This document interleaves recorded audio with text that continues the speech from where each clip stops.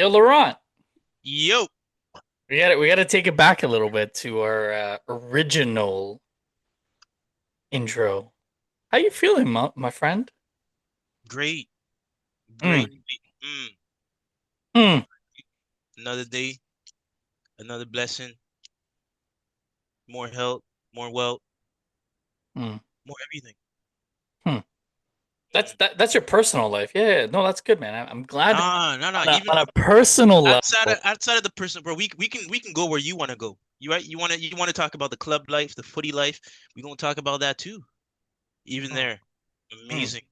Mm, resilient, Amazing. uh, bro. Amazing, Mm, amazing, man. mm, When you're champions, when you're made out of that stuff, right? You know that stuff that I'm talking about, that champions are made out of. mm. Take a knock on the chin, and guess what? You get back up and you go again and Interesting. again and again and again. Interesting. Not How this you year, I'll doing tell though? you that. How you doing though? Me? I'm Yeah, phenomenal, bro. I'm yeah. phenomenal. Tell me how many times you got hit in the chin? This year? No, I'm talking about right? It's from the times you guys were looking to win it. Oh, we've been hitting the chin 3 years running. And even before that, we were Banter FC for like 5 years. All right. Bless. So, you guys, you kind of have a taste for what it's like to have that championship mentality, right? To get knocked out and come back next year stronger, bigger, faster. So you can just imagine, right? What a club like Chelsea and their fans and their fan base, who wholeheartedly support the club, right? And the performances. So it's that same type of feeling that you had, same type of feeling that we have. But the difference is, at the time when we were Banter FC, we didn't spend 2 billion on a roster. Wait, how long were you guys Brentford FC for? We were Banter FC probably from like 2019 to what, 2022. 2019. So wait, what did you guys win, Reese? We won an FA Cup and a few community shields in between all that time, but we were still Banter FC. Yeah, well, I mean, I don't know if that is the requirement to get you out of being Brentford FC, right? That's not what I said. Huh? I'm just saying, you guys are Banter FC right now, saying that you're in a title race, and then you drop the ball against 17th place Leeds Mm-hmm. after spending 2 billion on your roster, and you're trying to Mm-hmm. compare it to when Arsenal was Banter FC, trying to get players out of the club, For not X even amount of spending years, any money. X amount of years, same manager, X amount of years. Our manager, 1 year, two trophies, $2 billion roster, two trophies, $2 billion roster. two That's the tro context of it. two trophies, one Two, year, right? 1 year to six, right? So, at the our end of the day, first season, he won an FA Cup with the shittiest roster. Enzo Maresca could have never done that in his life. bro, you probably thought Artie Snot couldn't do what he did last year, and I'm pretty sure. Yeah, he had a world class roster. And oh And wait, CJ, and can you remind me who did we beat for the FA Cup that year? Please enlighten me.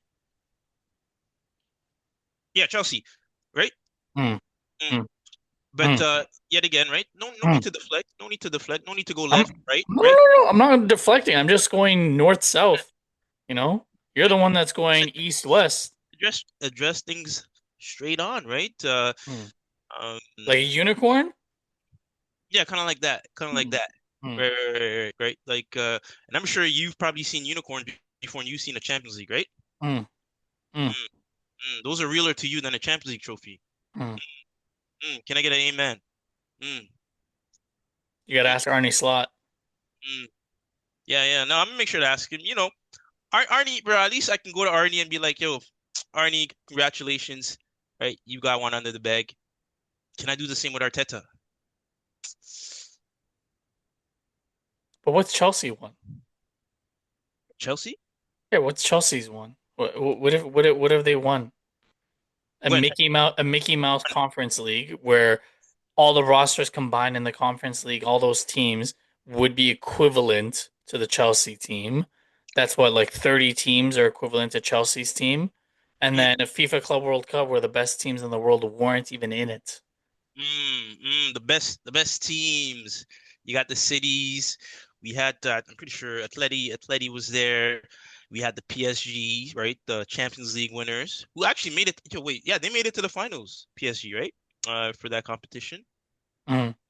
And since we're deferring to CJ, shit, who beat PSG CJ in that Club World Cup final? I'm kind of running blank here. Uh, uh, uh, Who beat who? Sorry, mm, mm, who beat who? What's the question? Sorry. who beat PSG in the Club World Cup final? Chelsea did. Mm, mm, Why do you ask? I'm just, Are you deflecting off of your conversation with Murda? Because I'm quiet, bro. If you want to loop Hey, me in, bro, loop me in. We'll get going. he's deflecting because he doesn't want to answer the I fact know he that doesn't. Chelsea's title charge lasted 3 days. They drew against Arsenal and they thought they were on top of the world and they thought that they were God. And then they go away to Elland Road and they can't even get anything going against a newly promoted team who's given mm, up 26 goals and they could only score merely one goal against them. CJ, mm, remind me when Leeds came to Arsenal to the Emirates, did we beat them? Loop me in. Tag mm, me in. You guys want to mm, tag me in? Say less. You want to play that game about who did Chelsea beat? In the what was it? The Club World Cup final. I mean, shit. I guess beating Leeds isn't for everyone because when we dealt with them, it was about like 5-0 or that, I think, something like that. Yeah. So The yeah, hair I mean, flip was working pretty well. That's if we're gonna blessed. play that game, yeah, Mm, it's not a mm. problem. Right? You guys check all the stats, all the boxes, right? Like the last year, mm, all the stats, all the boxes last year. But that box came home empty at the end of the season, right? Just like the title race. Right? Right? Moment of Uh, silence. We're all wearing wait, black. This is a funeral for Chelsea's title wait, race. did that Moment of box silence, did, quickly. Have did some that respect box for your club, bro. Moment of silence. did that box come in empty last year or no? Moment in silence, please. Huh? Have some respect for Huh? Chelsea. Moment of Miss, silence. I even have a hat. Shout out Mr. Ethan. Mr. Deflections. Mr. Deflections. Hmm? Moment of silence. Ah, mm, Moment of silence. That mm, fucking title race that you guys talked about, that you were so confident. You mm, said it was going to be our funeral prior to last Sunday. Shut the fuck up, mm, you and all these Chelsea fans who are talking shit. mm, Your title charge lasted 3 days, and your mm, Centurions was never even in the question. So humble mm, yourselves, all of you guys. Shut the fuck up, please and thank you. Listen to your little bros. Sorry, listen to your big bros, I should say, across the mm, town that wear red. Don't ever mm. put yourself on our level again. It's not your season. Try again next year. I'd It'll love to Get never see out what of be our your level that face. season. is. I'd It'll love to see never what be level. your season. I'd Get love out to of see our face. Get what out of our level is face. that? What level is that? Right? Champions League winners? Yeah, that's the level. Champions League winners? Look at that. That's the Huh? thing that you guys are gonna hold on to forever, eh? Just look Huh? if you want to look at the levels, look at the Cha- trophy cabinets. Look at the Champions trophy League, cabinets. Talk to me. Champions League winners. Forest has a Champions League. What's your Mm, point? Same Forest Swear has a manager, Champions I League. What's swear your same point? Leeds has a Champions League, huh? same Yeah, bro. same Like what? same What's the point? manager, same manager, 6 years, right? Same manager, 6 years.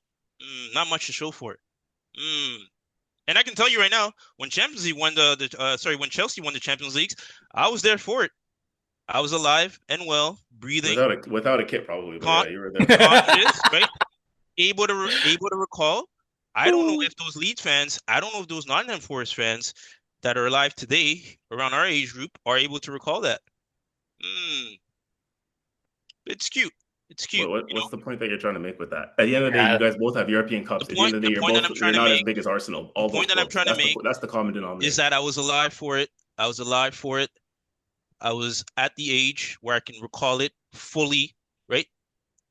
For a lot of people, when their clubs have won these things, bro, they were toddlers. I don't even know if they can recall those memories off the bat, right? If they were able to celebrate that, right? So it's one thing to say, yeah, sure, but I can Do you know actually when say Forest won? Do you know when Forest won? You have to I start can by I can figuring out when they won first, and then come I back can to this I can conversation. I can say, right? I can say that, and again, I told you those my age, right? Our age, around 30 years, right? And you tell me, did Force win in the last 30 years? I need you to do your research, and you tell me that. Hmm? You'd be surprised. Hmm? Do your research, and you tell us that. You'd be surprised. Have a You look. tell me. You tell me. No. I'm holding a different conversation because you're gonna look stupid again. Do your homework. You tell Anyways, me. The bottom line is Forest comes to our ground and says they have a European Cup. It's cute. Chelsea comes to our club and says they have a European Cup. It's cute. When mid-table teams and mid-table clubs come to our ground and try and use that as leverage, but all we can do is laugh. It's like little bro, like trying to come and swing those punches. You know when you're just holding off little bro like this, where that? You know, you're just holding him by the head and he's trying to swing and he can't reach you, and you're just doing one of these. Like, you know what I mean? Like, get out of our face, bro. Get out of our face, please. It's Like cute. your title charge was cute, man. It was nice. I mean, what's cute is you guys trying to win a title. Like, I mean, that's cute, right? Last year, same thing. The year before that, same thing. And where were you guys in that conversation? Again, I don't know how much time spending $2 billion to finish 8th place and changing you guys their managers like they're changing their underwear. How much? That's exactly the what question it's is. How much more time does Arteta need? Right? How much more time does he need to do the impossible for you guys? Doing the impossible to pull you guys out of this misery, right? Because I can what tell. What misery are we in? It's it's total despair. Total despair. You guys are anxious. CJ, are you anxious? Oh, 100%. 100%. You guys are CJ, you're funny? He asked us prior to yesterday if we were nervous. Ultimately, I mean, who should have been nervous in the end? You guys are anxious. You guys are nervy because you've been in that position before, right? The same time last year, I'm pretty sure. And what do you guys do? You bottle it. Same time last year, we were in the same position that we're in right now. You bottle it. Interesting. You bottle it. You guys have been in this position before. Interesting. Right? Losing Martin Odegaard for like 2.5 months, losing Saka for 3 months. We still didn't have a $2 billion roster. Wait, hold on, CJ. Did we finish higher than the $2 billion roster with all the injuries that we had? I just want to know when the last time was that Chelsea was in a title race. Like all these teams that are telling us to go and win it now, like Spurs, Chelsea. Like when the hell was the last time you guys were even in a race? Like why are you telling us to go and win? Wait, who did you say first? I didn't recall. I think there was some static. Who did you say first? Spurs and Chelsea. Who? The little brother. I heard Chelsea. Who? I don't recall who. Yeah, sorry, I shouldn't have mentioned them at all. They're totally relevant. But yeah, I mean, like other teams that are trying to tell us to go and win it, it's like, well, where are you in those conversations? You know what I mean? Like, don't tell us to win it when you're not even sitting at the same table. When's the last time you guys won it? 03, 04? Yeah, that's correct. When's the last time you won it? I digress. Do you even know? When is the last time you won it? I digress. When's the last time you won it? I digress. He doesn't know. He never answers. He never answers questions. Fam. Just answer questions first and foremost. That's a good starting point. Research. He doesn't even know. Oh my god. Bro, what? Do your research. Do your research. Do your research. Do your research, right? And you'll find out that we have won it a lot more recently than you guys have. Okay, so when was it? When was it? Do your research. I'll let you find out. I'll let you find out. I'll let you find out. CJ, it was so recent. It was as recent as him getting a Chelsea kit. I'll let you know find what I'm saying? Like just L's upon L's. I'll let you find out for yourself. Like if you're a real Chelsea fan, bro, know your Chelsea history. We know more Chelsea history than you. How many L's have you guys been taking over the years? You tell me, right? You like to throw L's, but shit, bro, those L's been dangling in all your feet. Bro. Like, how do we know more history about your club than you? Like that's the embarrassing thing. Come on, bro. That defines Chelsea. Fake plastic fans, fake plastic trophies, and everything about that club is just Chelsea are the original bottles Man that you guys manufacture when it's time for you guys to step up. Right? That's the same type of fashion. Listen, I put my money where my mouth is. I already have Arsenal winning the league. That was my prediction. I already have Arsenal winning the Champions League because you wanted to bet me. So I've already put my money where my mouth is. You, on the other hand, rub that dust off on your partner over there. You, on the other hand, weren't able to put your money where your mouth is. When I asked you, I said $100 Chelsea won't do Centurion, and you backed out like a little wuss. You've never asked me that. You've never asked me that. CJ. Never asked me that. Wow. You gotta back me up on this. Oh my gosh. Never asked me that. I'm pretty sure you guys have bet on it, but you know. Oh, bro, pretty. Listen, we're not gonna do that. We're not gonna do pretty sure this, pretty sure that, right? If you don't recall, just say you don't recall. You didn't bet on Chelsea going Centurions? No. Oh my god. Okay, bro. Anyways, let's get going into the pod. It's yeah. I don't think people come to just hear us banter back and forth. We got a pod for y'all. I would say that they do. Everybody would expect that Laurent is getting cooked this week, and rightfully so. Oh, There's no Maybe. cooking. we're gonna get to it. We're gonna get to it. I just want to, Okay, okay, okay. change. There's no cooking. You guys can do all you want. Bro, Bring you're all the getting hate. cooked. You Bring told us all that the you're hate. winning the league, and you told us that you're going Bring all Centurions. the You're getting hate. cooked. You're not Bring getting all the out of this, hate. bro. I'm here. I'm here for it. I'm here for it, All bro. right, Yo, It's bro. getting CJ, what's cooked. easier to cook, ramen or Chelsea? I don't know if which do you prefer? That's the Oh question. man, oh man, no. Centurion style. Mm, Well, I like that Centurion a style. I team, like that. a team who doesn't get cooked, but they do the cooking. Arsenal. Um, Yikes. we had we had our left eight, who used to play center back, who is now arguably Arsenal's best number nine at this moment in time, in form, scoring more goals than Cole Palmer, Liam Delap, João Pedro, all Lopez, these players that Mr. Piana thinks that they're better. Madueke. Mm, Mikel Don't Merino. forget Esteval. Don't forget Oh Esteval. yeah, You sorry, forgot sorry, that sorry. one. Yeah. Esteval. Starboy. Ah. Mikel mm. Merino. Probably a Saka too. Mm. Mikel Merino, assisted by none other than Starboy himself, Bukayo Saka.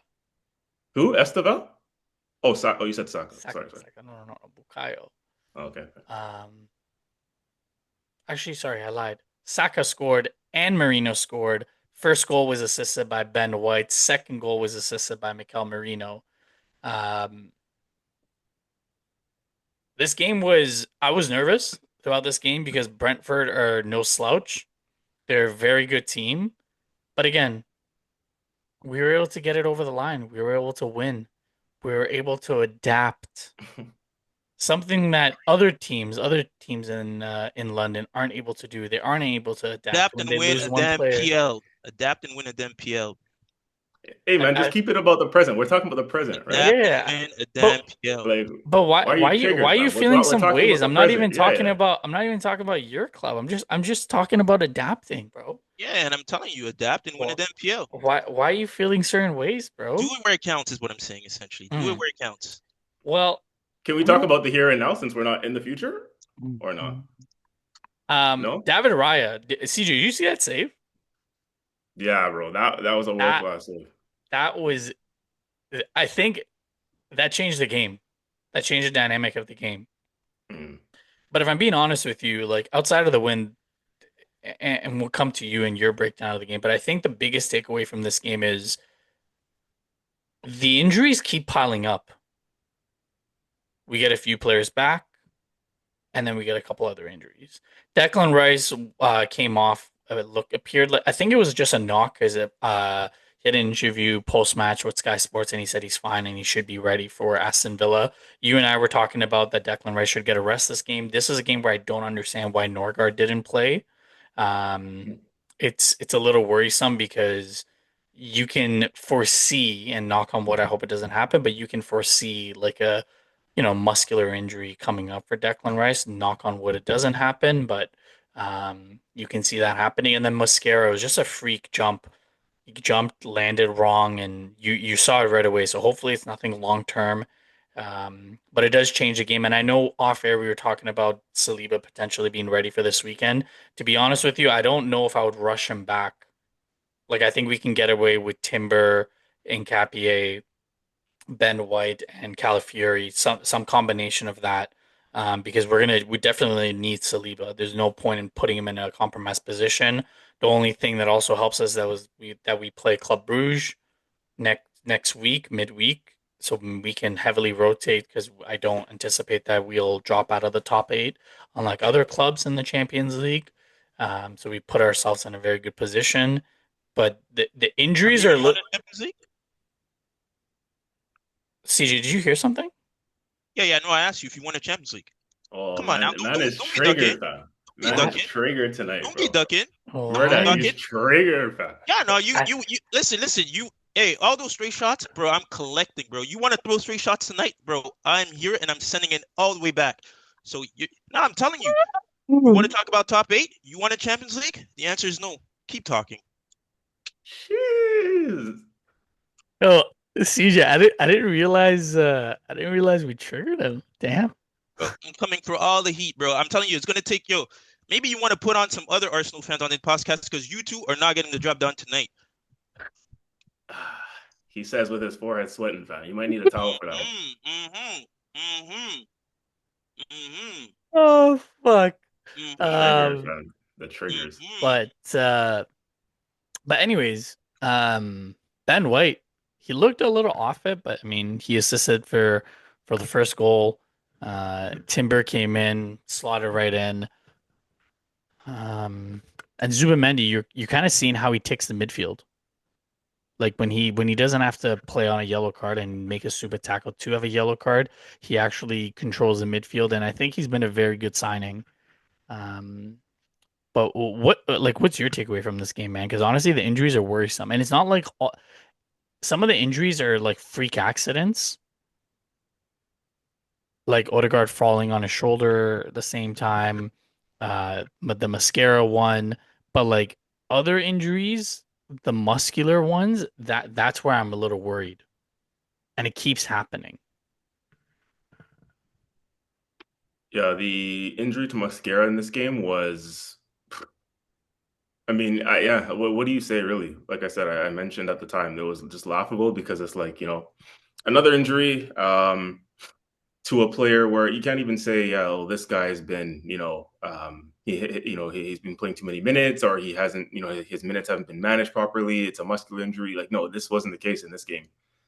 This is a case of one in, one out, right? And so for guys like Saliba and Gabriel, who have been in the limelight and been holding it down for the longest time, it's okay, Mosquera, now's your time to come in, step up, and boom, you're injured now too. And it's like, bro, like from what? You know what I mean? Like it's just. I tried to even look and analyzing the game to see how it happened, and it was ridiculous. Right now I can't even see or explain what the damage was. So I don't know, man. Hopefully it's nothing long term. Just quickly on the game itself. I mean, we were up 1-0 for the longest time. And at the point that we scored the goal, I actually thought we were going to go on to win the game comfortably. Both teams actually made changes. Fair enough. Thomas Frank made his changes as well. And it looked like we were going to, yeah, like I said, I think we were going to get the better of it the way that first half was going. You expected more. You expected more potency, more goal threat. I think I want to point out quickly Madueke in the first half. He had a typical Madueke game. Started off well, first 30 minutes was cooking his fullback, that Rico Henry. He had the beating of him almost every time. He was influential in the first goal. But then he tailed off towards the end of the first half, Madueke, a few poor crosses from corner kicks that he put in that he couldn't beat the first man. And then after that, you kind of saw his confidence and form drop a little bit, right? He wasn't, picking up the right guys in the box. A couple of short range efforts on goal. So I feel like his performance tailed off towards the end of that first half. So it's kind of a mixed bag for him. And that's kind of the story of Madueke, right? What we want from him is more just end product, right? And Yeah. we make these jokes about Saka's and this and that, but like one thing that we can never discount Saka for, and he did it again in this game, is just affect the scoreline and affect the contribution where it counts, right? And Madueke does all this good work, but it's like that end product is what we need, from Madueke. So he's got to continue to work on that. And yeah, so I just want to kind of make a mention on them because the way the game was going, like I said, he was influential in that first 30 minutes on everything that we did well going forward. And like I said, I feel like once he tailed off, most of the game, or most of our team tailed off in terms of our attacking threat. Not Madueke. Martinelli wasn't very good in this game, but I'll give him a bit of oblige coming back to form and fitness after a long injury layoff as well himself. Yeah, definitely key minutes for guys like Odegaard and for Ben White specifically, who did make the most of his start, Yeah. and just reminded us all of what good player he is. I would have liked Timber to get full 90 minutes rest in this game, but it is what it is. He didn't. Hopefully he's okay to go for Saturday. And then yeah, for the second half, I mean, like I said, the second goal wasn't to come for a very long time, and then at that point in time, you're thinking, okay, well, did I say Thomas Frank, the manager? My bad. Thomas Frank is manager of Spurs now. Who I don't know the name of the Brentford manager, but nonetheless, he came in and he rang the changes in once he realized that the game was there to be got. That Thiago came on, their main striker who was in form. He came on off the bench. Jordan Henderson came off the bench. A couple other players came off the bench, and then at that point, you're thinking, well, Keith whilst it's only Andrews, sorry. Keith Andrews, thank you. Whilst it's only 1-0, you're thinking, once he brings in those changes and brings off a Henderson and brings on Henderson, brings on Thiago and those guys, Damsgaard and so on, you're thinking, oh shit, this could get a little bit techie for us. But we managed to ride the wave pretty well, and I have to credit the boys for that. And obviously, eventually, the second goal came towards the end of the game, which probably polished the scoreline a little bit. But at the end of the day, crucial 3 points, another clean sheet. A big shout out to David Raya for that save, because he makes that save when it's 1-0. If that goes in, it's a completely different game. And yeah, I think it was very important. But my only beef and my only gripe with Arteta in this one is again, I feel like two things, and you mentioned it already, the Norgard thing. It's like, you signed this player. You told us, in the media that, you spoke to him on the phone. You were encouraged by what you heard from him. He's a previous Brentford captain. I mean, if he can't come on in this game, when can he ever come on, right? I was thinking at one point you can take off either Rice or Zubimendi for different reasons. Rice, take him off. Because he was flagging. He was looking tired early on in that second half. So you take him on just for a little bit of rest. And if not Rice, then Zubimendi. Like I said, we've seen in games where a game gets physical, Zubimendi, he hasn't necessarily been the best. He hasn't been poor, like I said, but like he hasn't. Sometimes those get a little bit too much for him. I've noticed, and when it comes to the physical challenge and the aerial battles, and at the point where Brentford's manager makes his changes and brings on Thiago and Henderson and those guys, and really brings on the cavalry, they're going to dump balls into the box. Yep. There's going to be a lot of that. So you want to bring on a more physical midfielder, a taller midfielder, one with height and stature, and a Norgard, a midfielder who's going to break up play and kind of, get us going on the other end. You want a Norgard in for those kind of games, right? Maybe you take out Zubimendi to put somebody like Norgard in to shore up the midfield, because that's exactly what Norgard does. He'll break up play. He'll, protect the back four. So I was surprised that he didn't come on in this game for either Rice or Zubimendi. And at the point that Rice went down with what we think looks like a little bit of, cramp or minor fatigue, I was kind of fuming at that point too, because it's like, well, this is what we all said with what was our biggest fear, right? Is Rice picking up an injury. And it seems like, we're tempting fate at the moment, with Rice. We need to be very, very careful. And Arteta's lucky, hopefully, that it's nothing serious, because I was fuming at that point. I'm like, he should have come off a lot earlier. Yep. So good on Rice himself to recognize that he needed to come out the game. Rice is not that kind of player. Usually, he'll ask to be subbed, right? It's got to be, he's pretty smart with that stuff. So he knew at that moment in time he needed to come out the game. And hopefully, again, it's nothing serious. But again, I was still surprised that Norgard didn't come on to replace him. And fair play, he dropped Merino in midfield and brought on Gyökeres, which obviously, seemed like it worked in the end. But that's what I would have done a lot earlier in the game. I would have dropped Merino in midfield. If you don't want to bring on a Norgard, bring in, Gyökeres up top, just to give their back line something else to think about. So hopefully nothing serious for Rice at the end of the day.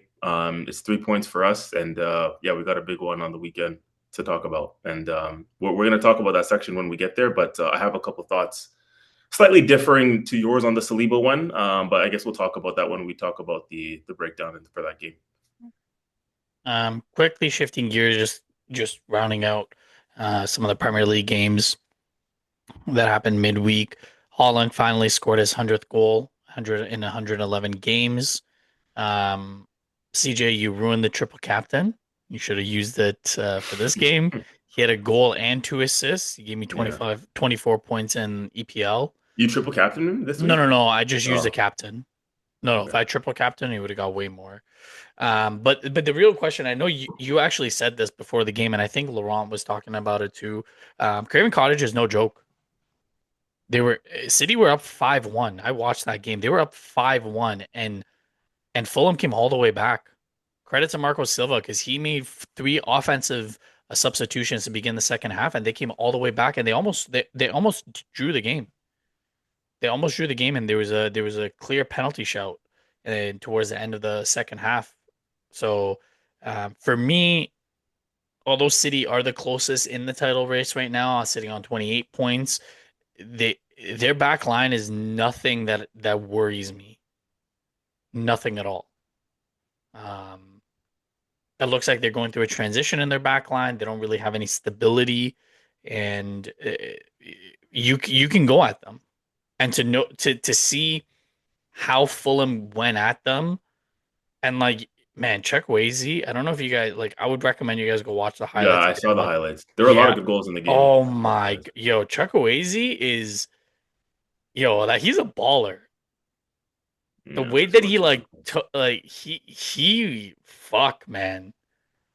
I feel like Laurent, you would describe him as a winger that you like, very direct, very flair. Mm. Yeah, no, he's a good player. He came from where is it? Villarreal, I think. I believe so, yeah. Yeah, yeah, no, he's a good player. Um, yeah, I'm surprised. I don't know if he played for Nigeria when we faced them during the qualifier because he is Nigerian, I believe. Yeah. Um, but yeah, no, he's always been a good player, and yeah, it was I think due to his two goals, right, that they even stood a chance. And he And could have had the third. He hit the post, outside of the post. right, you're right. But yeah, to add to your point, City does look leaky in the back, which is if I'm a City fan, I'm very concerned because going forward, obviously, right, they have the X factor in Haaland. They have key players around him, Foden. You have Doku, right? Even is it Reinders? Yep. Mhm. Yeah, Reinders, right? So I think for me, their midfield and the offense doesn't seem to be a problem, right? That's a it's a solid set of players there. But defensively, funny enough, and now right now I'm trying to see who's worse defensively, us or them, right? But yeah, no, I think Pep has a lot of work to do on that end if he even wants to talk about competing or challenging for the title come New Year. And even Donnarumma, man, like Donnarumma was so good with PSG last year, but even Donnarumma looks shaky. He's getting stupid yellow cards for dissent, like so there's a lot happening behind the scenes from the looks of it, and yeah, that was a fun game to watch. Though I will say it was a very fun game to watch. Um, Jack Grealish, is he back? Is he seeing what Phil Foden's doing, and he's trying to push Thomas Tuchel? His goal helped Everton secure all 3 points of the Vitality Stadium. Um, hey man, Everton sitting in 10th spot, 1 point behind Liverpool, Manchester United, and Brighton. So maybe I wasn't maybe my prediction wasn't all that bad. Honestly, man, I think I feel like it's a hiccup for me. Yeah, Um, why? I don't know, man. I don't know. Bournemouth are a good team, man. But Yeah, no, Bournemouth has been in bad form too recently, though. But we don't need to hear that context, CJ. I didn't ask for that My context. bad, my bad. I joke. I I joke. need to, I need to give you. I know I need to give you the validation for your prediction. yeah, and I mean, is he the type of player that they can count on, right? Yeah, Consistently throughout the rest of the season to yeah. No, no, I hear you. I hear that, man. I hear that. I'm just a little salty at my prediction. I hear that. Um, Spurs. I don't know if CJ, you said you watched the highlights. I just caught them, yeah. Laurent, did you watch the highlights of the Spurs Newcastle game? I Sorry, I don't saw a mean to bit. put you on the spot. No, no, I Okay, saw a bit. Yeah, did you see the penalty? that I did not see. No. CJ, you see the penalty? Hmm. Was that a pen for you? Soft. Soft is an Yeah, understatement soft. because every single game I was listening to Arscast Extra hashtag not a sponsor, but they were actually talking about it. And Martin Odegaard does the exact same thing as Rodrigo Betancourt. He doesn't face the ball and he's trying to essentially put a block in for the runners. And if you're going to give a penalty for that when Dan Burn is essentially putting Betancourt in a headlock, that is the softest pen I've ever seen in my life. Mm. And Laurent, it really comes back to what I kept saying about VAR. That is not a clear and obvious mistake. When both players are tackling each other and both players are bear hugging each other and pulling each other down, how is that a clear and obvious mistake?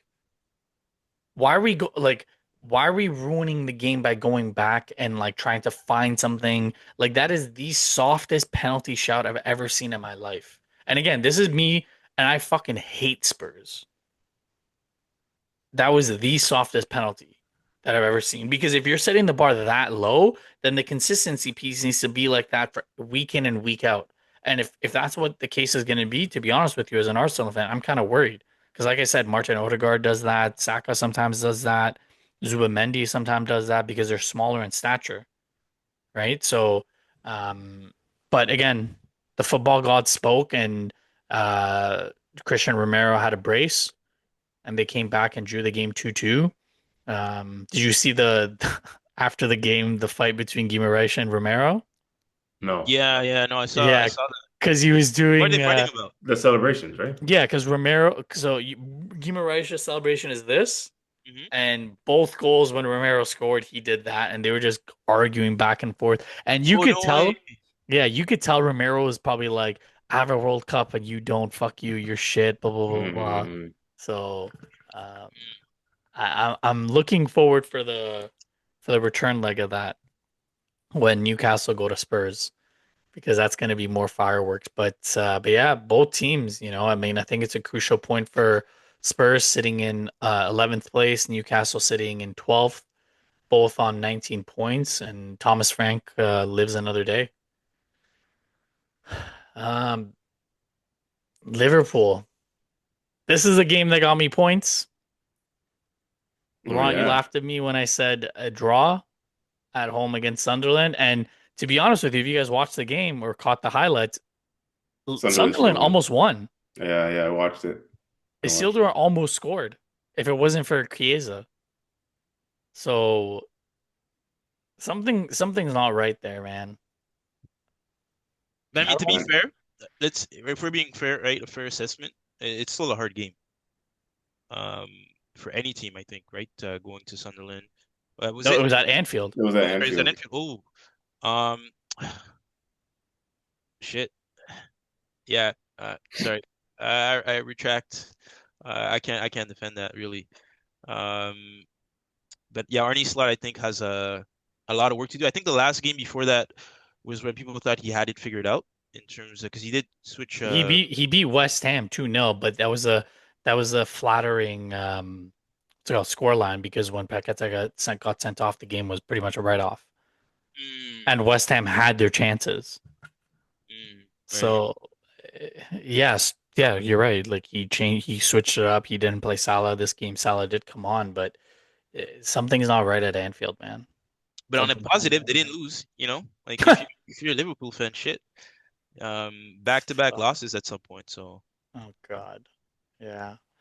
Um, Brighton gave up a two-goal lead at home and they lost to Villa 4-3, a team that we're facing next. We faced them twice in December. Um, I want to ask you guys this. Villa are sitting on 27 points in third place. Are they title contenders? mm. Because they face Arsenal twice this month. If I'm being honest, personally, I didn't watch the game, but I did see the score, and I do know Villa was down Villa for was down, yeah. They were down 2-0. yeah. And I And have to they credit that. scored, I believe, sorry, they scored, I think, three or four unanswered. Mm. And no, to me, I think that's it's a positive for any side actually, right? Because again, sports things anything can happen during the game. You can be down, and for them to come back in the manner that they did, it shows right good resilience. Um, Also a good sense of game management, right? I'm assuming he made some tactical changes to be able to counter out the scoreline, right? So overall, you have managerial manager aspect to it, and also it seems like the team is instilled in certain mentality, right? Of being able Mhm. to come back from those kind of games. So, to be honest, I wouldn't be surprised, man. I wouldn't be surprised, but we'll have to see, right, when they face you guys, and see how that pans out. CJ? Mathematically, right? Because obviously, they're there thereabouts, and they play us twice this month. But when you ask me those questions, I think more just like long term. Like my thought process is like, are they going to be there? Like I always say, like in the trenches, the business end of the season when it counts. So I think about like, are they title contenders? Because do I see them being there in March, April, May? To me, the answer is no. Like I don't see them being in a title race. Hmm. But like I Why do you said, say right that? now, because I still don't think they don't have the consistency, the know how, and the maturity to go the distance. To be honest with you guys, like I think the only team, like if from an Arsenal perspective too, like that I'm concerned about and that I see going the distance in a title race, and obviously I could be wrong, but this is just my personal assessment, is Man City. And I put that down to the things that I said that Villa don't have, and even what I said to you on offline last week that I said that Chelsea don't have. It's just the maturity, the experience, the know-how, the consistency. Those are all the things that you need in a title race, and City at this moment in time is showing that they have all that. Not just, I mean, not just now, but historically as well, right? Because they still have guys that have been there, done that. And I could put a Liverpool in that, but obviously they just haven't been involved, and they're not involved. They're not showing those things that I mentioned, despite their credentials as former champions and whatnot. So yeah, again, maybe it could be ignorant of me. It could be ignorant of me. It could be I'm turning a blind eye to some of these other teams. But like I said, when I'm not looking at it now and what I see in the table and what I see mathematically, that yes, these teams are there, and because of the points gap is not that big. But I'm thinking more of the turn of the new year, what things are going to look like. Who am I thinking that's going to be in the mix down the stretch? And yeah, I don't see Villa there for those reasons. There are a team that's still in Europe, so that's tough for, again, respectfully, for middle of the pack clubs, right? Not traditional big six in England who have that experience playing twice a week. Europe Premier League, right? Like the mid table clubs, traditionally like the Newcastles, the Austin Villas, they're still navigating that kind of playing style, right? So to be in a title race then, but then they're also going to be maybe one of the favorites to win the Europa League. um I Who don't know play if they Thursday. yeah, That's a huge thing too. yeah. They're gonna have 1 day less rest with the travel. Yeah. So I think that stuff does come into play. They haven't been in that situation before. Unai Emery hasn't been in that situation before, regardless of how, despite the fact that he's a quality manager. So yeah, I just think, and obviously that's why, again, like, where it, us in City is why I put us there, because we've kind of been there, gone the distance a few times now, gone head to head. And, um, I think that plays a long way for, compared to clubs who haven't been there and done that. Like it will be new territory for Villa. So I think they'll tail off. Like this month is crucial. Like I think they'll ride the wave and probably continue to be up there. To by the turn of the year, I think, but eventually they'll tail off. But again, the fact that they play us twice this month, they'll have a big say, right? They'll be involved. Hmm. They're in hot. They're the most informed team in the Premier League right now. When you check the form guide, so yeah, we got to respect them. And I did still say it from the beginning of the season. I put them, I think, in my top five or something. Like I had them predicted to finish high up in the table. So I know how good of a side they are and what they're capable of. But it's crazy because you remember not too long ago, Murdad, when they started off really poor, and we were talking about, and you had asked me, Laurent, a reverse question a few weeks back, and you said, is Unai Emery a couple of results away from getting sacked? Do you remember that? Yeah. We were talking about that a while back. So it's crazy how things turn around, like, in football like that. Because we were talking about not too long ago about, oh, is he going to get sacked because he was on such poor form, and now look what they're doing. So it's just crazy, the swings and roundabouts of football, to be honest. Yeah. Palace, they just keep playing well. They beat Burnley at Turf Moor 1-0. They're gonna lose a couple players to AFCON, but hey, they're doing what they need to do. Oliver Glasner, I think he's starting to speak out and be a little bit more vocal about the fact that they didn't get any signings in the summertime, and hopefully he'll get some reinforcements in January because he's been asking for it. And if you look at where they're at on the table, they're sitting in fifth. Like that's to me, that's overachieving for Palace. So good on them, but worrying signs for Burnley. I think they're just like Wolves. I think they are going to unfortunately go back down. Um, and speaking of Wolves, like 1-0 loss to Forest, they had their chances, but honestly, man, Sean Dyche, he knows exactly what to do to keep teams in the Premier League. He did it so many years with Burnley. He did it with Everton when they had the point deduction, and now he's doing it again with Forest. Not only is he doing well in the Premier League, he's also doing well in Europe as well. So they went, from being in the relegation zone, now they're sitting in 16th. So like he knows what he's doing, and I think unfortunately Marinakis got it right, and I don't see Forest going down, which sucks because I would have loved to see Marinakis suffer, but it is what it is. Mr. Piana, talk to us about this game. Well, overall, a disappointing game. Uh, yeah, no, I think very, very disappointing.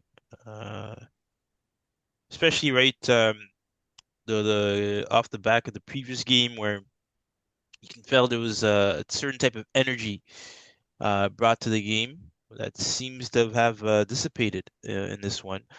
And then to me, I think the horrendous part was the last goal that was I saw scored. that, yeah. That truly, truly, my gosh, man, I don't even know what to say uh, in regards to that, right? It's sports, mistakes happens, but these kind of mistakes, I feel there's no excuses for it, man. And Put your you ball, know, put your foot through the fucking ball. Like, why are you trying to play it there? yeah, no. Again, like I said, I think it comes back to and I don't know if you guys remember this, but when Maresca first came on the scene, and he talked about his philosophy, right? He was very adamant about playing from the back, and it seems that it's something that he constantly wants the players to do, right? And you can just tell because to me, or sorry, well, not to me, but I think in general, most people, as soon as Gusto had the ball the first time, would expected that ball to flew out to the opponent's half, right? Hmm. If you guys were, um, right, and that's usually what happens, right? Even in teams that do play possession, right? Sometimes in those situations, the defender is looking to lob the ball out, but again, if a player is doing that, right, I'm telling you right now, it is the way he's being coached and the way the manager is asking him to play, right? So, but if I'm being honest, I don't even think it's on Gusto. Yeah, you could have a partial blame, but I think Tosin, right? Like No, no, it's Yeah, all on oh yeah. Tosin. yeah. It's You're all on Tosin. yeah, your control. And even if you lose that, man, you cannot allow the guy to right to go on with it. But it is what it is, right? Uh, Hopefully the manager figures out what to do. And I think Tosin Badia Shield has never been a good combination Mm. in the back there, right? And playing for, yeah, we could have played for Fana, but again, right? Injuries and whatnot, so we are looking to minimize the playing time for certain players, right? To balance that out, but yeah. Unfortunate, and it is what it is, right? You get up and you look forward to the next game. A team who's Oh, turned in. can I? I have a question. I have a question. Of course you do. Yeah, I have a question. Let me get. Do I need my popcorn? No, no, it's a genuine question actually. So obviously we established that the Centurions is no longer. Is Chelsea still in the title race? I mean, mathematically, I don't even, you know what? And I think I did mention this the last, I don't know if I mentioned this in the group chat or in the pod, but we need center back. We need an experienced center back in that back line, because it is not cutting it at all. And my worry is, right, is that that is because you can tell there's no composure in the back, and right, players get angsty, and then they do that. So if we're not able to, because I think now the biggest thing for Chelsea is you have to survive this month, December, right? And then going on to January, and then hopefully there, I don't know, right, what the owners or the club is going to look to do to see if we can bring in someone. But to me, these defensive positions have to be secured, or else no. If I'm being completely honest, no. Too prone to errors. Um, and yeah, um, yeah, and I think that yeah, that's what it comes down to, really. Yeah, which is what something we've been saying for a while, um, about where Chelsea's weaknesses are and where they lie. Um, I didn't see the game in full, but I was hearing even Robert Sanchez, some of his old habits came into play in this game as well. Like apparently a couple of times he had a few shaky moments on one of the goals, not directly, but a couple of things that he did led to one of their goals. Um, so yeah, you put like a you guys would have needed this time in order for me and most other clubs to take Chelsea serious in a title race is, yeah, like you said, you put like a Thiago Silva in this current Chelsea team, it looks a lot different, right? All it takes is one experienced head. Look at the Van Dijk effect, that what happened with Liverpool, right? All it takes is that one solid experienced figurehead that can just change the whole dynamic of a back line. That's how important that position is. So if you had like a Thiago Silva in this current Chelsea team, I think things look a little bit different. You know. Um, but okay, so my follow up question to that is: do you, in your personal prediction, would you concede now if you had a chance? Would you concede now to your prediction on Chelsea winning the league? Basically what I'm asking is Chelsea still winning the league from your perspective on this point? But what we have, no. Like I said, in order for us to long down the road, right? Would be those key pieces or that key piece. Because to me, most of the errors and a lot of the points that were dropped was due to defensive errors in both European competition and domestic competition.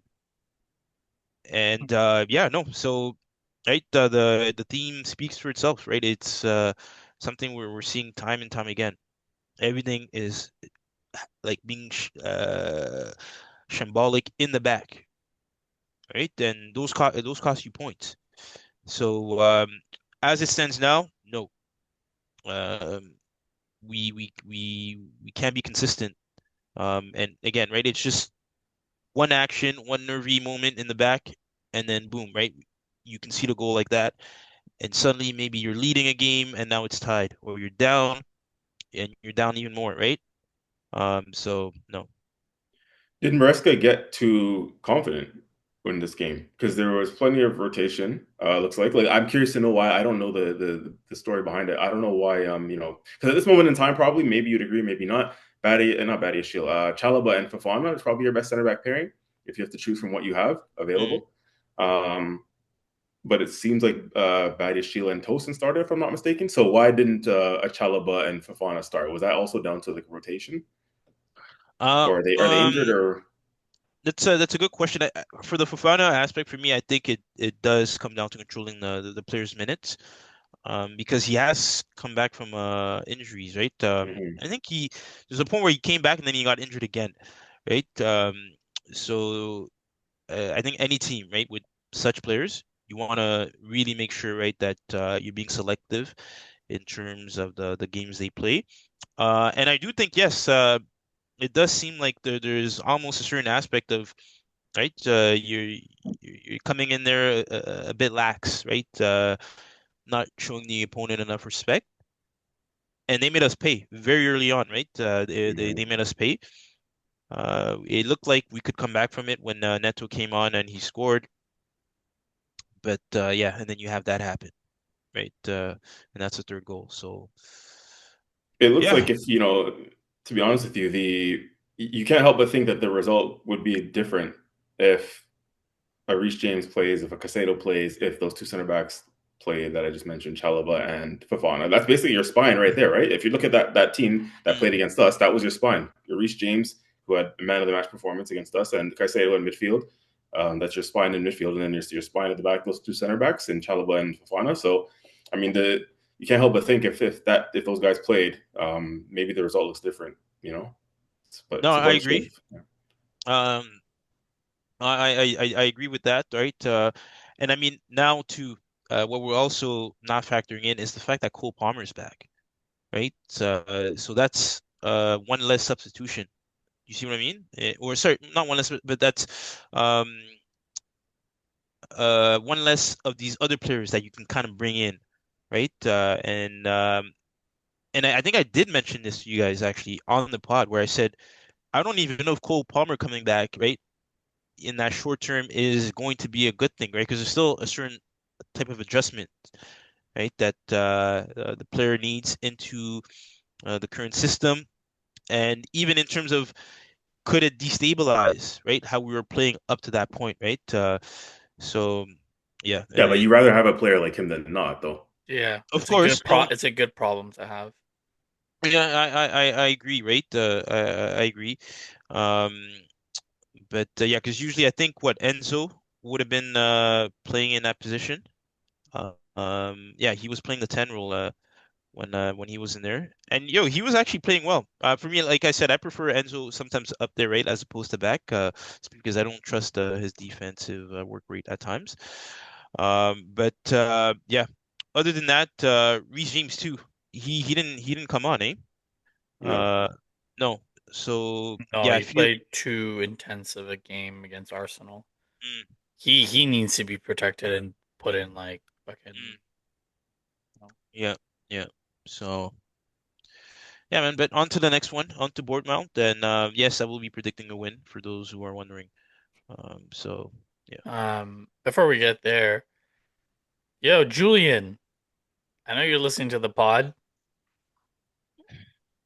Mm, Ha, ha. yeah, Uh, nothing needs to be said about this game, but Manchester United, you are the new Banter FC. Um, Simply put. yeah, we can move on from this. It was a 1-1 draw. Oh, United. I know. I wasn't even surprised. I gotta be honest with you. Like, No, I, I, I, I, I predicted a draw. I made money off of the game. I predicted a draw. As mm, soon as they went down 1-0, I was like, yo, West Ham's coming back from this. yeah, yeah. It's one of those ones you just knew at some point West Ham was gonna equalize. Yeah. Like, and when they do, it's like you're not even surprised anymore. That's truly banter FC of Man United at this moment in time. It's not even like ha ha laugh like joke anymore. It's like yeah, well, we all expected them to score. Yeah. So, um, all right, going into this weekend's game now. Oh, Arsenal, 7:30 in the morning, man. 7:30 Eastern Standard Time. crazy. You getting up for it, CJ? I'm gonna have to. Yeah, it's gonna be a late Friday night too. By the way, man's have the fucking office holiday party, so Yeah, same. Where you guys going? the ROM.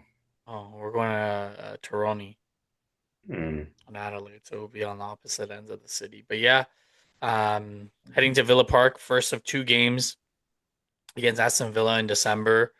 Um, Unai Emery and Martinez. I mean, Martinez always like playing spoiler to Arsenal. And now that they have a way to be able to spoil our title charge, by all means, I know they're going to get up for this game. They ruined our chances a couple years ago at finishing top four, and as well as the title, so they're going to want to do it again. Um, I know we typically predict our expected 11. Um, this game, to be honest with you, I'd put Timber as my right back, but I think I want to change it to White. So I want to go Raya, White, Saliba, Hincapié, Calafiori, Zubamendi, Rice, Odegaard, Eze, Gyökeres, and Saka. I think the fact that Timber didn't get any rest midweek, I think he definitely needs a rest. And yes, I know Club Brugge is coming, but I still worry for him. And if Saliba's fit, great, he slots in. If he's not fit, I do think then Timber will most likely play. Um, Sorry, you're saying play center back or right back for Timber? center back, center back. That's what you would do, or you think Arteta's gonna do? I think Arteta would do that too. Okay, Less running for Timber because he and you wouldn't be would do following. that. You would do that as well. Personally, yeah. Personally, I would trust Timber playing next to Nkapie versus Ben White because Ben White he doesn't seem like sharp, and it's a little you have more. Personally, I think you have more room for error playing right back than center back hmm. because you're playing against Ollie Watkins, and Ollie Watkins has been scoring. Um, so that's a lineup that I would go for. But I'm curious to hear what your thoughts are on the game that's coming up. Wow, yeah. I don't know if I said this to you offline or on the pod to you boys, but I feel like we always fucking play these teams when they're in form. Mm-hmm. Because now this game, the discourse around the game is this could be just as difficult as the Chelsea game last Sunday, if not even harder.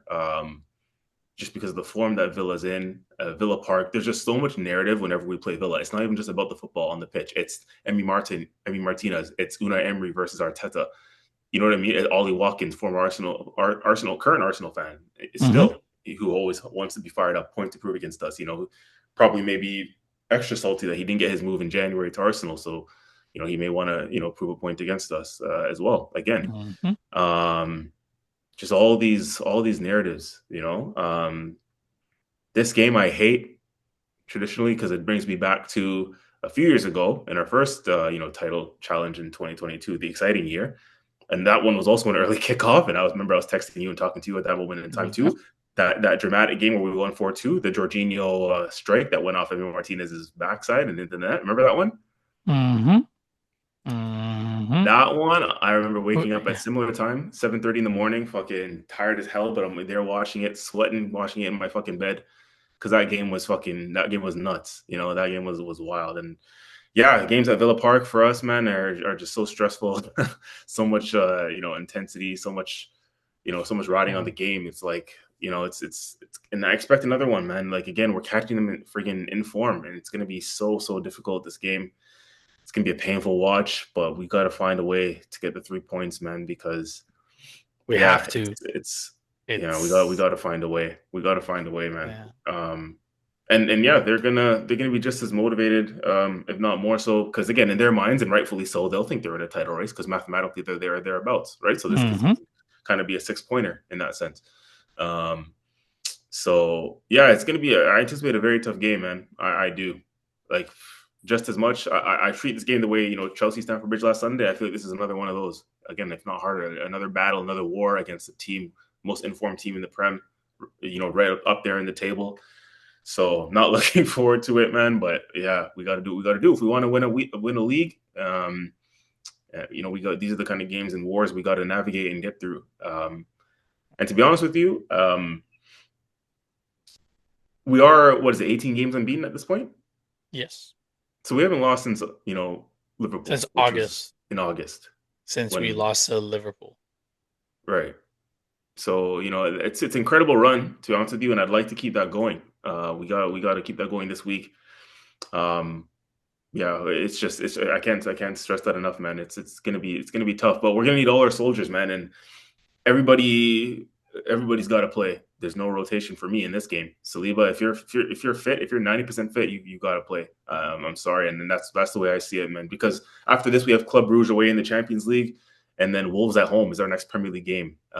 After this week, so Declan Rice, Urian Timber, Saliba, even Trossard, all you guys, I need you guys to patch yourselves up. Anyone who's carrying any minor knocks, just get us through this game, and y'all can put your feet up for the next week, because this is the one here we need to sort out, and we Yeah. need to sort out properly. And what's his name? Arteta did say in the pressers that what did he say? He said that Saliba and Trossard are days away, and this was before the Brentford game. So I expect that they're going to be around at least for this game for Villa. And again, I think we need Saliba. I'm going to go as So far as to yeah. say it's a need. It's not even a matter of how we can rotate here and there. Give him a rest. No, I think we need him. And again, the drop points against Chelsea last weekend, and again in hindsight, that looks like it's 2 points dropped as opposed to a point gain. I don't care what anyone says. From the context of that game, we should have got 3 points at Chelsea in the end. We didn't, and we need to get this one over the line this time around. And so you got to play all your guys, and I think Saliba should play. Quickly, my lineup: yeah, Raya in goal, Timber slots right back in at right back. Saliba and Capier, I have no problems with that. Calafiori is in good form. Keep him at left back. And your midfield three, you need your Zubamendi, Rice, and Odegaard together. And I know Odegaard didn't have the best of games last game, in my opinion, at least. But he's the captain. These are the kind of games, and I said it in the second half for the game against Chelsea at Stamford Bridge. These are the kind of games that if it gets chaotic and it looks like it's going to get out of hand, and you need guys who can control the ball, keep control of the game, keep the game flowing, keep it ticking, don't make it emotional, right? So that's what you need Odegaard on, for that sort of presence. Now, wide left, if Trossard is not fit enough to start, I'm going with Eze. I think Martinelli didn't show enough from his performance last time around, both Mm-hmm. performances against Brentford and against Chelsea, that he's been doing well off the bench, Martinelli, this season, and I think that needs to continue. So I think if Trossard's not fit, Eze sticks on that left wing. Again, another ball player, another guy who can control the ball, settle the game down with the way he plays, right? Just keep things ticking. We need guys who are going to keep the ball, I feel like, in this game, Yep. So I would go for an Eze on the left, obviously Saka on the right. Now up top is the questionable one. It's like, do you go with a Gyökeres to give us a focal point and a presence up top, especially when Villa's on the attack, right? Because they can't cheat as much if Gyökeres is up top. Gyökeres will keep their back line honest and keep that field stretched a little bit. Whereas like a Merino's up top, they can cheat because Marino doesn't have the pace in behind to threaten. So they can cheat, probably step a little bit higher, press us a little bit higher, all that good stuff. So the question is who starts up top. But my thing is, I can't bring it to myself right now to drop Marino. He's in such good form. I can't bring myself to Mm. drop him. It would be on bro. The guy, his numbers. Did you guys see his numbers this year? 30 goals and assists. Now, albeit that includes Spain, but for a guy who's been from midfield converted to striker, I mean, he's banging form. You can't take a guy out when he's in form like that. And again, I'll add to my previous point. He's another one that a good technician on the ball, just keep the ball knocking. He can do that for us as well. So I think just about you start with a Marino, and if anything, again, we have the firepower off the bench to change it if we need to. You have your Madueke, Martinelli, Gyökeres, right? Those guys all have pace, and Trossard if he's fit, but those guys all have pace, right, to change the game if we need to make it that kind of game off the bench. Pace, intensity, and not to mention Jesus, right? He's been on the bench the last Yeah, I few was games gonna as well. say that's what I was gonna say. Jesus as Yeah, well. He's gonna be fit. yeah. So funny enough, we're getting all these defensive injuries at the moment at the time that all our attackers are coming back. Like you just, Yeah. you know. But anyways, yeah. So I think, yeah, it's going to be a tough one, but I think that's just about how I'll go. I want to question you, or just a little bit of conversation around your choice for Timber at center back.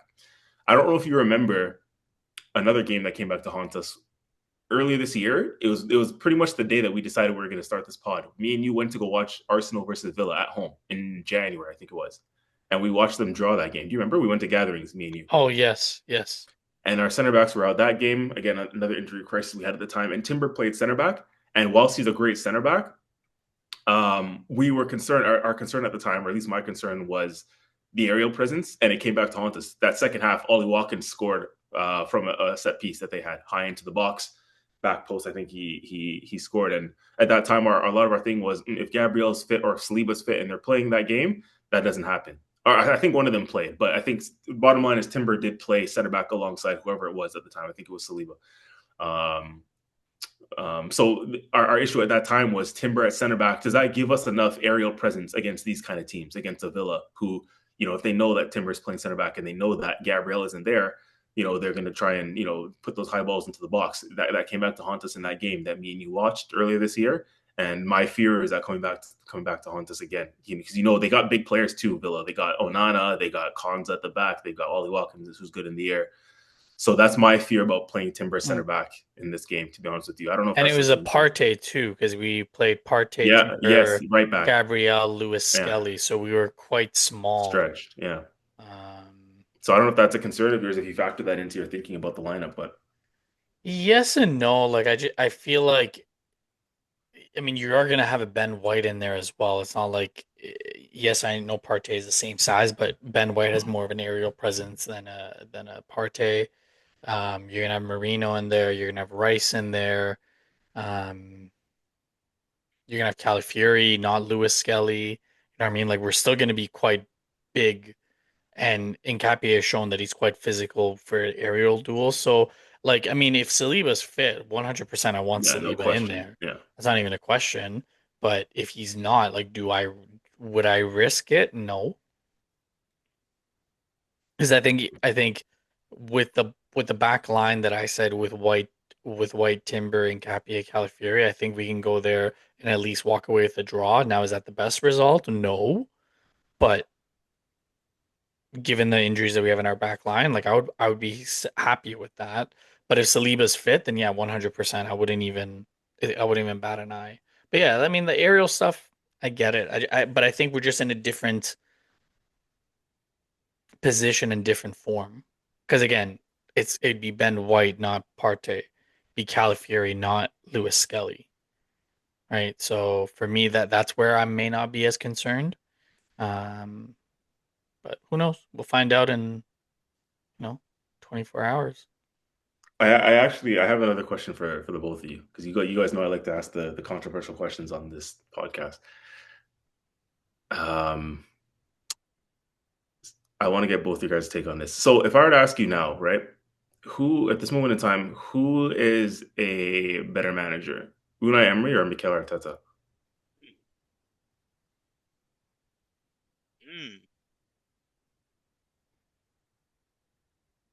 I think Unai Emery's CV is better though. No, Yeah, honestly, I think significantly. I'm gonna give it to Unai Emery. Plus, because I think he's also had a chance to manage different clubs.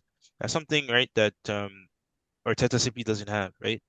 Um, and I think it's one thing, just like for players, right, to play at one club, you're comfortable, it's your environment, and then suddenly you switch clubs and the performance dips.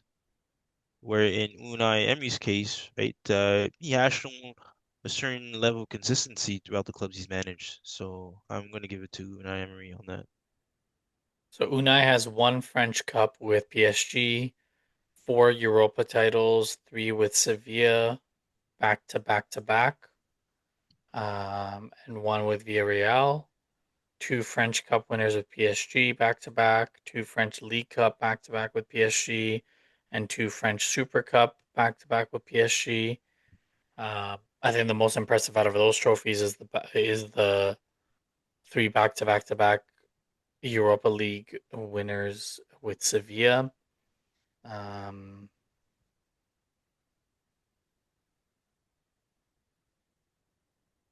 yeah, I mean, obviously, Unai's been in charge a lot longer than Arteta, but um, I think he came in at the wrong time at Arsenal, and I think if he had come in a little bit earlier, I think he would have lasted longer. Um, I mean, you can't really take away what he's accomplished. So, I mean, at this moment in time, I think he is better than Arteta. But if Arteta is able to get it over the line and win the Prem and win the Champions League, I think he goes into the next stratosphere. Hmm. So, at this very moment in time, just because of the three back to back to back Europa League, like that's huge. And with Sevilla, like yes, they're a big club, but like they don't have the same amount of funds as a you know Arsenal or Chelsea or even an Aston Villa, even a PSG. So um, yeah, I'd give it to Unai. No, I'm glad you said that. Actually, it's a good, honest, like fair assessment because it's true. You can't ignore the guy's CV. It's funny when we talk about uh, the greatest managers in the game and whatnot, right? We even like look at Pep, right? We all know Pep's a great manager, but like look at the clubs that he's been at: Barcelona, Bayern Munich, Man City. You get the financial backing you want when you're at those clubs, you know. And then yes, you're a good coach, so you had the financial resources to work your magic because you're still a good coach, but you have the resources. Whereas the Unai Emery's of the world, he's working, some would say miracles, and in Villarreal's case especially, right? That club is friggin', Villarreal as a town or city is even smaller than like Scarborough or some shit like that. You know what I mean? Like Yeah, it's you're winning, cups with these clubs. Sevilla, three back to back with Sevilla. We're not talking about winning back to back with PSG. We're talking about three in a row with a mid table club in Spain like Sevilla. And with Villarreal, you win the Europa League with Villarreal against on Arsenal. That was one of my darkest times as an Arsenal fan, right? Unai Emery came back to haunt us, beat us in the semifinals, and then went on to win the Europa League final against Man United. Um, and then even what he's doing with Austin Villa in the Premier League. Before he came in, Villa was in turmoil, in relegation form, in the relegation side of things. And since Unai Emery's come up, he's brought them all the way back up into Europe, and still fighting on that front with less financial resources than some of the big boys in the Premier League. So yeah, I think when you look at the CVs, of course, it's no question. Arteta's got ways to go to compete on terms of what the CVs show. But you got to respect Unai for not only winning the trophies, but for doing it at clubs that don't have that financial power. dude, I'm Um, looking at the team that he had with Sevilla when he won back to back to back. Crazy, Like right? I like sure I know Nzonzi, but I'm looking at like I don't like Moreno. I know Alberto Moreno, but outside of that and Nzonzi, like I don't. Okay, sure, he had Rakitic 1 year, but outside of that, like I'm like, who the fuck are these people? So no, yeah, I mean, hey, You got to give him his respects. And so a quick follow up question to both of you, I guess, as well is: what do you think he was harshly treated at Arsenal? Like, did he? one Do you think he? 100%, How long did he one last? not even a year. Mm. one full season and then a couple months into the following season before getting sacked. Mm. And they were making fun of the fact that his English was shit and stuff like that. Like it was just, no, it was just not. It was just I not think good. he was. I think he was harshly treated. I don't think he was given enough time and financial backing, especially when you compare to what Arteta's been given. Um, but they also do talk about right player or right person, wrong time in any relationship. Mm-hmm. And I think maybe at the time, Unai Emery wasn't the right immediate successor to an Arsene Wenger. No, That's not easy. That's not easy to replace, right? You look at United; they're still trying to replace Fergie. So when you've had longevity with a coach for so long, right? In the case of Fergie and Wenger, like 20 years plus on both sides, the next person coming in afterwards is always going to fail, right? It was David Moyes at Man U and Unai Emery at Arsenal, right? It's hard to be that immediate guy afterwards, and especially a foreign guy like Unai Emery, right? That was one of the things they made fun of him for his language, the language barrier there. I think what you need an immediate coach to follow those legends of in Arsene Wenger and Fergie's cases. You need somebody who knows the club to come in and stay. And why Arteta was a good appointment for that reason is because he knows the club. Unai Emery yeah, doesn't have that emotional connection to the club, so that also didn't help. You needed somebody who comes in who has an idea and a grasp of what the club, the values, what it's about, how to really steady the ship. And that's one thing I'll say that Arteta did do well, right? Obviously, when I give him his flowers for something, it's the fact that he knows the club already, so he can be on the inside to know how to sort of stabilize things and and get the club, back in the right direction. And that's definitely something that Arteta did do, to be fair to him. But when we think about the money that he's been given Arteta to and the longevity, you have to think that Emery was a little bit harshly treated in terms of a little bit is an understatement. He was yeah, very, very harshly treated. yeah, Um, yeah. Um, Everton. They got a crucial point away from home, and now they play host to Sean Dyche's Forest. I think this is another big game for David Moyes and co. And to be honest with you, I could see Sean Dyche coming back and upsetting Everton because it was a sour relationship when he left. So I wouldn't be shocked, but Everton do need to keep winning and trying to pay off that new stadium. So we'll see. We'll see how this goes. And Forest are going to try to look to continue to stay out of the relegation zone. So I'm very curious how this game is going to go, especially with the Sean Dyche factor leaving Everton. Um, Newcastle, they host Burnley. I mean, there isn't really much to say in this game. I think they wiped the floor with Burnley. And let's not forget, the Newcastle Sunderland's coming up. Like that's a huge yeah. game. That's a Yeah. huge derby next December 14th. It's next Sunday. Hmm. So that's a huge derby and it's away from home.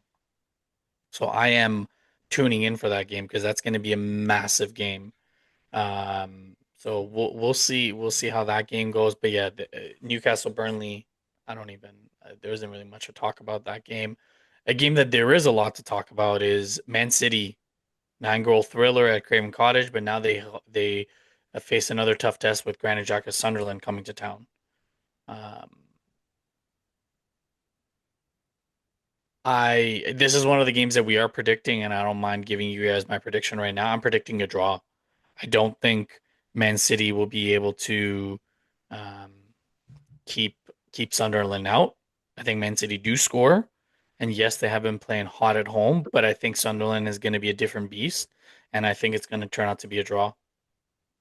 Um, I don't know what your guys' take is. Like, I understand Haaland's in good form. I understand Foden is red hot right now, but that back line is not convincing anyone. Not convincing anyone. So for me, like I said, I gave you guys my prediction. It's already in the show doc. I got Sunderland drawing that game. Hmm. My only thing with it's tough, I think, with that one because Sunderland is coming off another tough away trip in Liverpool, so I would have taken a lot out of them too. I think so. Maybe going to City now back to back, that might be a little bit too much for them on the mental and physical side of things, and the emotional exhaustion and physical exhaustion from that as well, because it's at the Etihad. So two big away trips in a week like that, Liverpool and City.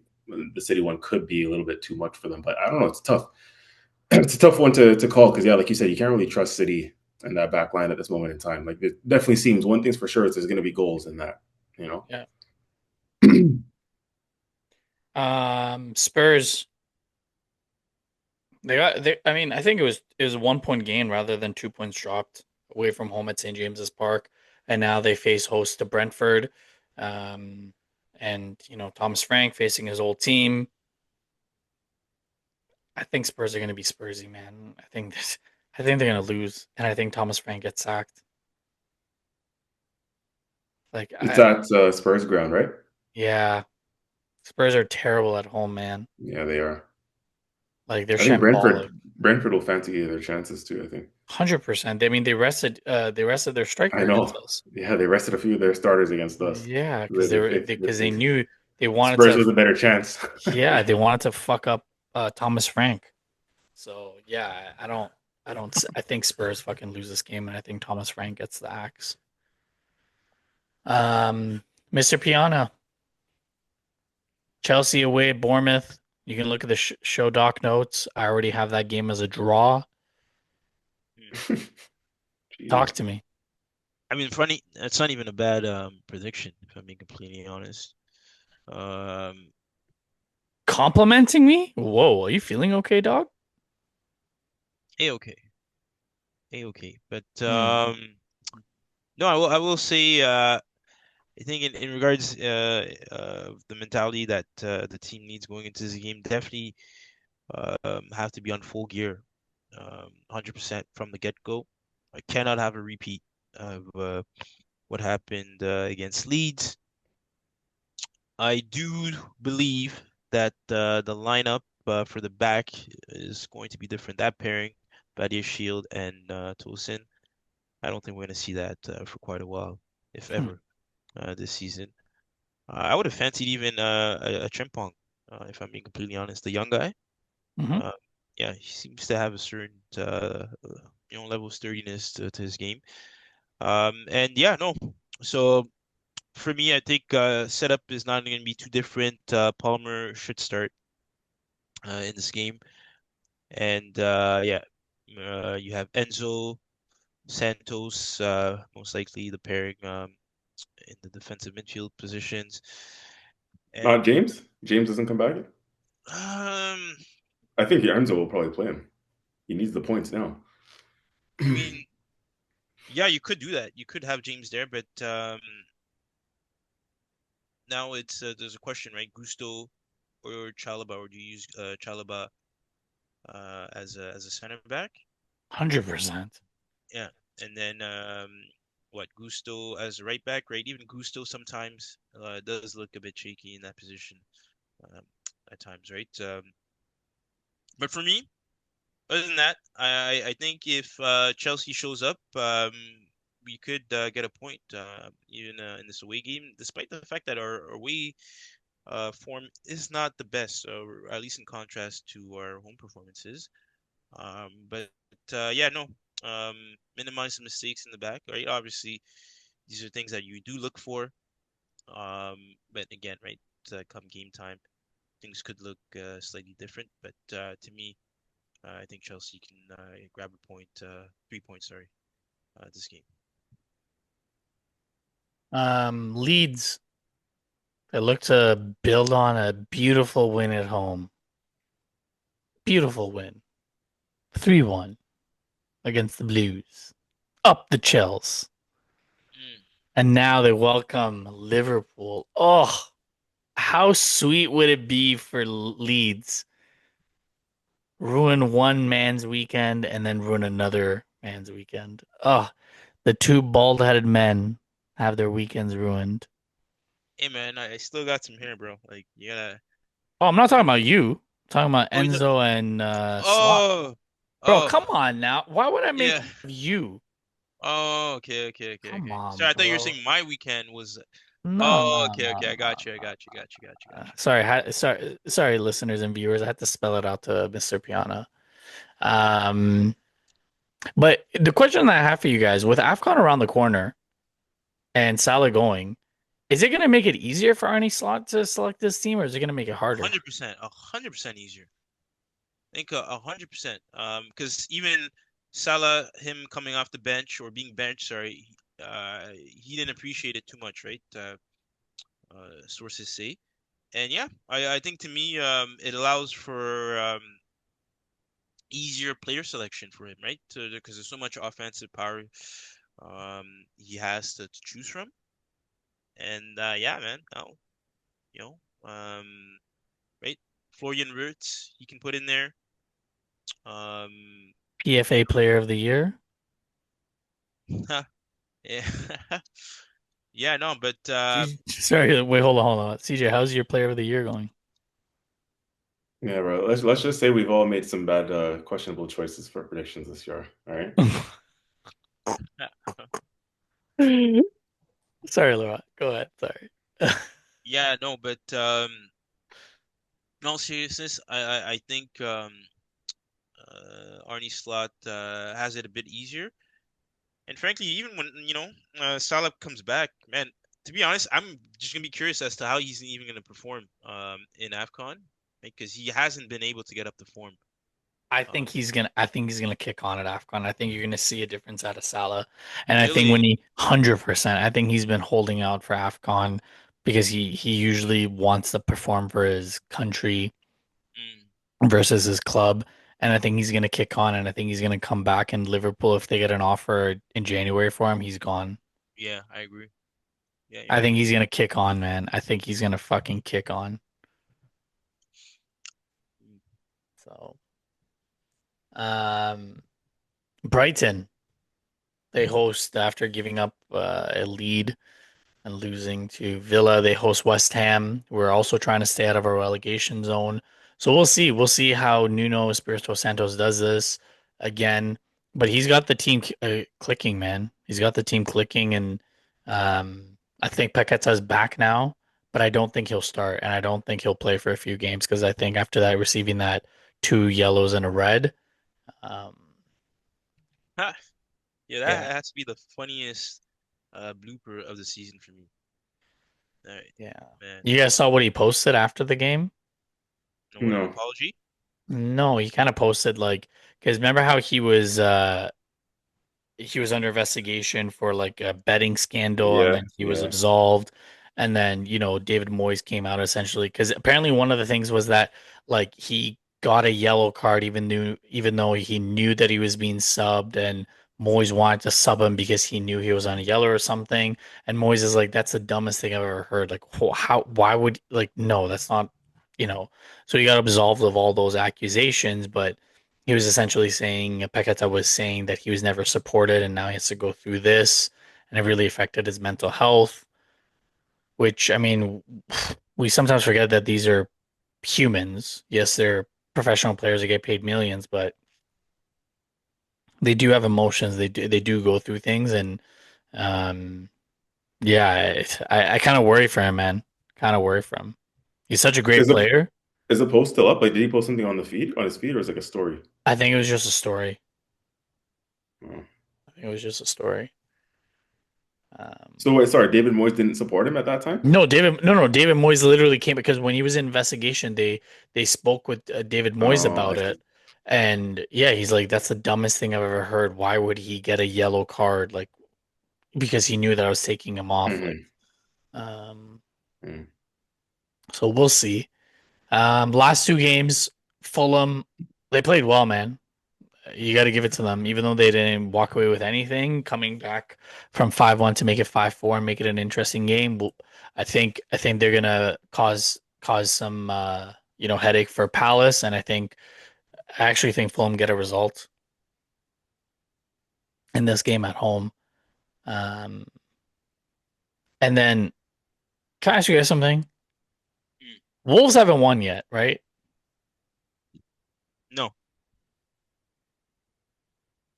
Has this script been written yes, it has. that Manchester United heading to Molineux?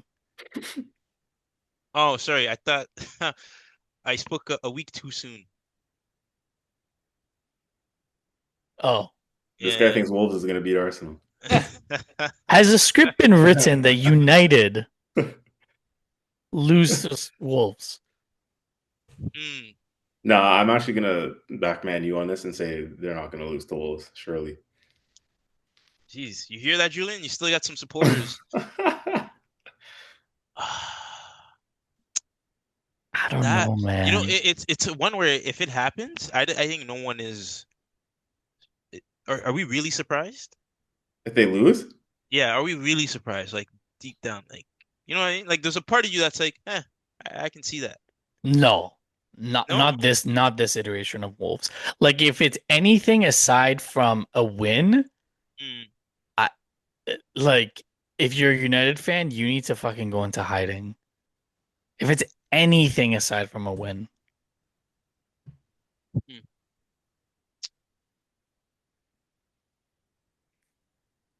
So then who? If it's not them, who? I see what you're saying though, Laurent. It could United could be that team that hands them their first victory. Because who was it that they lost to in the League Cup that like no one would have ever predicted? Oh, it was a team in a lower league, no? Was it Grimsby? I think so, yeah. Grimsby Town, I think. Right. You know what I mean? Like Man U is just that team that'll like, yeah, team needs 3 points here. It's Christmas season. I'll gift you Yeah, your first win, Grimsby Town and PKs. So you're right. No, Laurent, I hear you. Like if anyone will do it, it will be United to So flop you're on this saying we one. should have predicted this game instead of Man City Sunderland? No, No, no. I actually I like them. liked your Yeah, predictions this yeah, week. Yeah, I yeah, like you the did man. well. Yeah. All right. Well, speaking of predictions, We are here. I am top of the league. I am top of the league. Uh, Congrats. Oh shit. But yeah, I got my predictions in, fellas. Arsenal draw at the Chelsea game and draw at the City game. Let's start with the Arsenal visiting Aston Villa. Laurent, just say draw. Yeah, yeah, I want to say draw. Damn, I didn't think you guys were gonna go with that. Yeah, this one for me has draw written all over it. I gotta be honest. Man, fuck off, mate. Fuck off, you wanker. Come on, man. Just say Arsenal, bro. Like, why you gotta do that? What do you mean? What the hell? Now you're gonna start criticizing my predictions? Hell yeah, bro. Yeah, I'm trying to overtake you in the leaderboards, bro. I'm not first, bro. You should be looking Huh? top of the league. Yeah, no, I'm looking at that too. But you and I, we still got our accounts to settle in this. So first is you, then is Murdad, bro. So Hmm. yeah, and then if you predicted I think the same thing as I did last week. All three? Yeah. Yeah. Uh, Yeah, either you're scheming, you're up to something, bro. It's like I might as well just block his path. Chelsea Bournemouth. I got draw. wait, what was your prediction for Arsenal? First, I already Arsenal. said Arsenal, Chelsea Bournemouth. I have draw, and then Man City Sunderland. I have draw. Oh, you predict Arsenal to win. Oh, Yes. sorry. Okay. Yeah, no worries. Um, yeah, Bournemouth, Chelsea. You got Chelsea for Bournemouth. me. Yo, this team disappoints me, Yeah, I was actually gonna say I feel like this is one where Chelsea's gonna bounce back because they have to. So I'm actually going man. Chelsea as well. Jeez, can't make this up, bro. What's wrong with this Can't, guy? can't make this up, bro. All right, let's go Uh, CJ first for this one before you answer, Laurent. Man City Sunderland.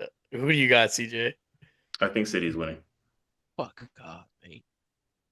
but I don't know why Yeah, this yeah, yeah. guy. City is my pick too. I'm like, yo, what's wrong with this guy? Damn, you Yo. guys are either gonna over Laurent. You're either gonna overtake me or you're gonna tie me or something. Something weird's about to happen, man. Yeah.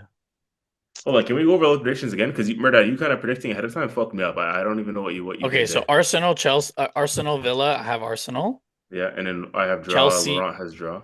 yeah, Chelsea, Bournemouth. I have draw. You two have Chelsea, and then Man City, Sunderland. I have draw, and you both have City. Oh shit. So, oh shit. So Murda, you. That's what I'm saying, Laurent. You're looking at me, bro. You should be looking top of the league. Because either way, you're gonna make up ground on Murdoch. That's the goal. You don't want to overtake me. I'm not first. You want to get first place, bro. So just settle yourself for a little bit. Bro, sounds like someone who doesn't want, all eyes on him. Like, yeah, just, I'm minding my own business, focus on the other guy. Who me? Yeah, yeah. Hey, I already said, man. I got my chip. It's on YouTube next to see who. Even if I don't win this year, it's on YouTube next to settle it. So I need someone else to get the star about the badge. Draw for City and Sunderland. That is actually a good prediction. I'm not gonna lie.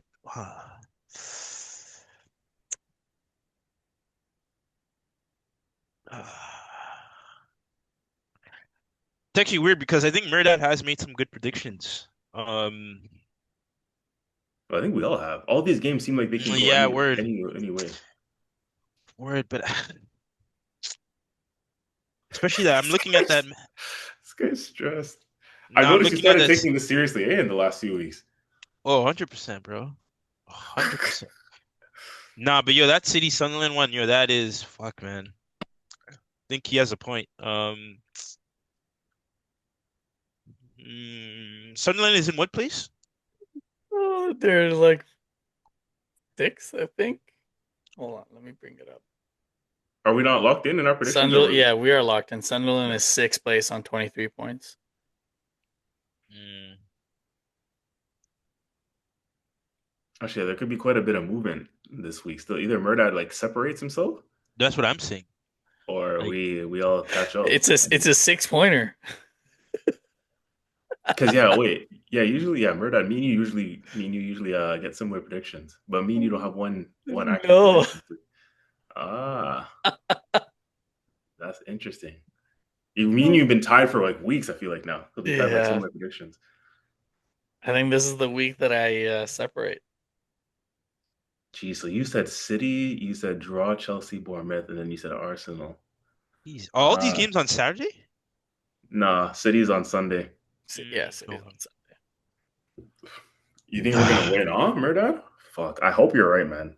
This game just has draw written all over it for me. Like it just doesn't look good. I don't like the look of it, the I sound of it, think I the think smell of it. because last year we drew and this is where we lost points. I think we're gonna get it done. I think we're gonna get it over the line.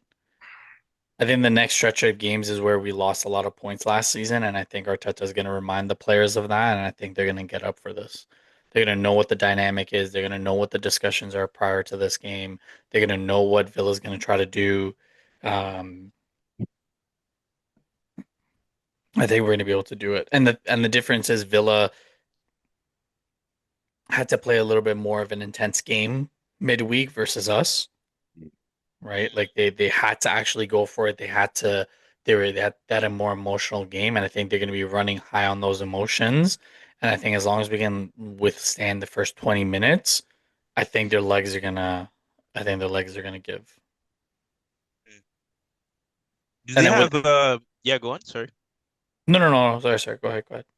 I was gonna say, do they have good depth or decent depth on their bench? They have They depth, but do. it's They actually do. nowhere. Yeah, but I would say it's nowhere near to the depth that we have and the way that we've been playing. Like they've been playing well. I don't want to undermine what they've been able to do, but I think the depth and the way that that depth can come into play is I think Arsenal still have more depth. Mm. Yeah, and I just took in Jadon Sancho is on that Villa side. He didn't play last game though. No, I wonder if he's performing. But funny enough, to go back to CJ's question earlier, um, this could be a game won on managerial tactics, right? Or something to the tune of that. Funny enough, so yeah. yeah, we're gonna we're gonna find out. Well, Are you waking man, up for that game or not? The A Arsenal? 100%, bro. 100%. Are you crazy, bro? Yeah, I've been watching all All-Star games, bro. Ah, I All, rate it. all of them, And then I have my popcorn, and then sometimes I'm just like fucking, crushing the popcorn because I get cheesed when y'all be fucking scoring first, keeping that lead. Then a part of me is like, yo. if this is their time, then this is their time. And like I told you last week, if you guys win, I will applaud. You know, may the best man win at the end of the day. Even though No, I you know won't. that, You will not apply. bro, I will. Even though I could not expect the same from you guys. A hundred No, bro, percent. it's not that, right? And you said you made that comment about Murdad, we're living rent free, you're living rent free. No, bro, all the cooking and all the slander and the shit that we've been giving you is because you were talking so much shit prior to facing us. You said it was gonna be our funeral. You said all this nonsense. So like, bro, obviously we're gonna have to let you have it. Pause. Like, there's no way, bro. You thought you were getting away from this week scot free. Sorry, like, there's no way, fam. Especially after that loss to Leeds, that's a bad L, bro. You have to hold your corn when it comes. Pause again. Well, hopefully, hopefully you guys get a result because if that table is close, once we have a return leg at the Emirates, come when is it, February? End of February. Yeah. Oh yeah, bro. I think this time we actually will do the funeral Oh my right. gosh. So yeah, I'm hoping for you guys that you guys pull away. Don't worry, Yeah. Arsenal So will we. pull away the same way that I'm going to pull away on the predictions table. Mm-mm.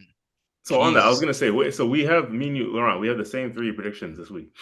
Mm. If you want to allow an opening, I could change my Chelsea result if you want, but that means I go against your side. I don't know if you want me. I'm trying to show my support here, but if you give me the opening, I'll change my prediction for that game. Wait, why didn't you just do that initially? No, because I think Chelsea's going to bounce back.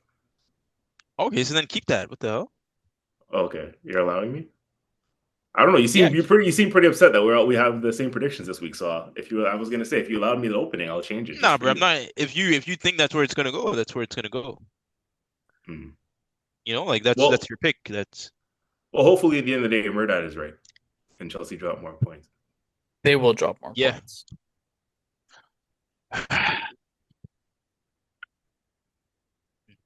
I can't lie. I'm Uh, not very confident with that prediction too, because Chelsea, the form has dipped for sure.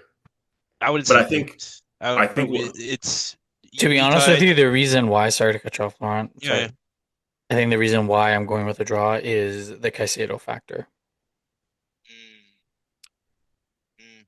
That well, the is Because a reason that why. is a good because reason. Andre Santos is not Caicedo, and in a physical game away from home at the Vitality, you need Caicedo. And the reason why Chelsea lost the leads is that you could have played that back line, but if you had Caicedo in the midfield, it would have been completely different.